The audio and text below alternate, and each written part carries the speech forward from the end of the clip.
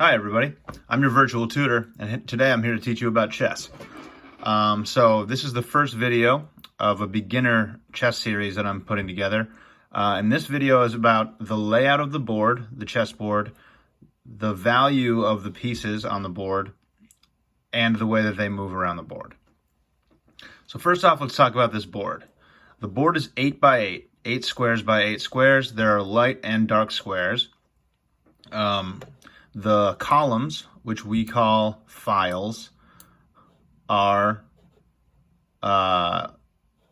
numbered with letters, I guess, lettered, A through H. So A, B, C, D, E, F, G, H, from left to right for white. And if you were sitting on this side of the board, you would be facing the black side, and the left to right would go H to A from left to right. And then the ranks, which go left to right, the rows, are numbered 1, 2, 3, 4, 5, 6, 7, 8.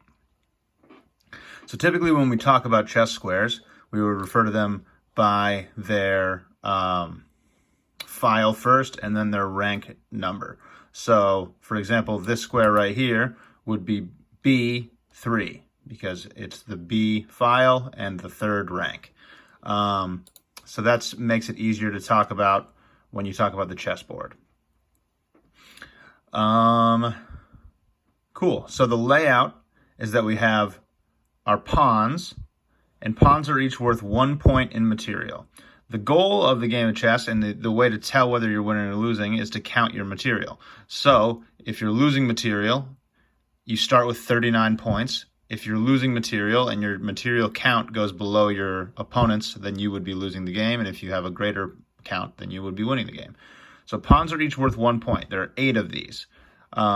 These are the least valuable pieces in the game, and they sit out front of all your material and will generally be the first to move, but not always necessarily. And we will learn about that in a second. Then we have the rooks on the outsides here. These are worth 5 points in material. The horsies, which are better known as the knights, which are worth 3 points in material. The bishops, which are worth 3 points in material as well. And the queen, which is worth 9 points in material. And that totals 31 points of material in the back row, and the pawns, the 8 pawns, a lot for the other 8 to total 39. The king isn't worth anything because if you lose your king, you lose the game. So there's not really a material count on the king. Cool. So now that we know the names and the values of the pieces, let's get into how to move them around. All right. So now let's get into how the pieces move around the board. So I've got a couple pieces here. All of the, almost one of every type of piece except for 2 pawns on the board, and a couple black pieces just to kind of show what's going on here. So let's talk about pawns first. The pawns only move forward. These pawns are trying to get to the other side of the board, and if they ever get to the back rank, to the opposite side of the board, you can turn them into a queen, which is the most powerful piece on the board. You can also turn them into anything else that you might want, but if they get to the back rank, that's a very good thing for you. So when these pawns are marching forward, they really can only move 1 spot forward at a time. So very simplistic movement, which is mostly why they're worth 1 point. They don't have that much mobility. One special thing about a pawn is that on its very first move, when it's on its home square, so its home rank, this second rank, where all the pawns were lined up before, it has the option of moving 2 squares forward. So this pawn can move 2 squares forward on its very first move if it wants to. After that move, it has to move 1 square every single time. So this pawn also has the option of moving 1 square or 2 squares. It could have done either. This one has a pawn in its way. So most pieces can't move through a piece. So this pawn couldn't move to this square because pawns don't capture moving forward. And that's the tricky thing about pawns. So let's say that this pawn moved up here. This pawn wouldn't be able to attack this pawn. It would be able to attack this pawn, and that's the goal of chess, is to attack pieces.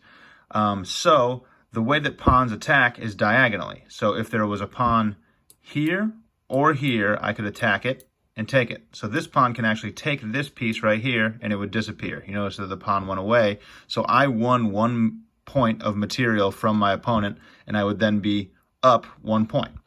So that's the ultimate goal, is to capture all your pieces and eventually trap the king and make a checkmate happen.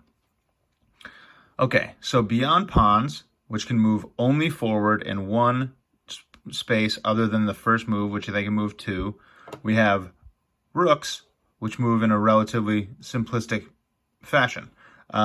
Rooks can either move forward, so I could move my rook up here. They could move backward after it moves up there, or it can move side to side as far as it wants. There's no limit on a rook's range until it hits a piece. So let's say this black pawn was here. The rook couldn't go past the pawn because the pawn is in the way. It could capture the pawn, like that.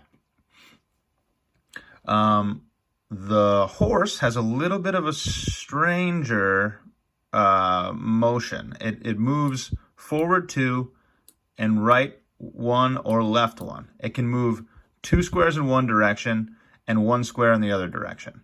So let's place this horse in the middle of the board for a second. So this horse could move to 8 different squares currently. It could move like this, it could move like this, it could move like this, it could move like this, it could move like this. All of these are options. And it could also move here, but the pawn is in the way. So let's say this pawn was over here. So those 8 squares.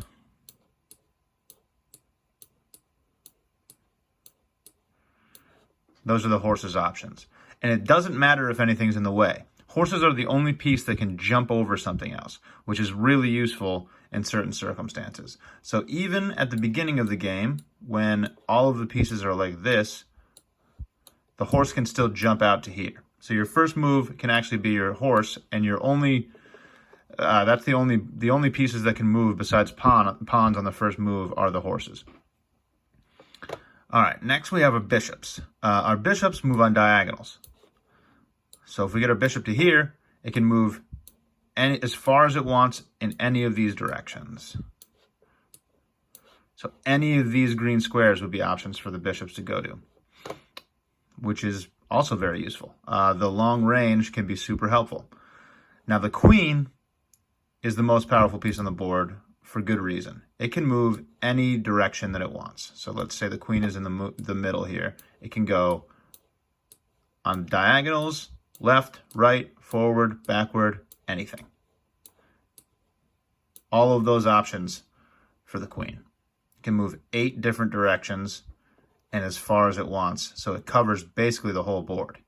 So that's how the movement of all of the pieces works.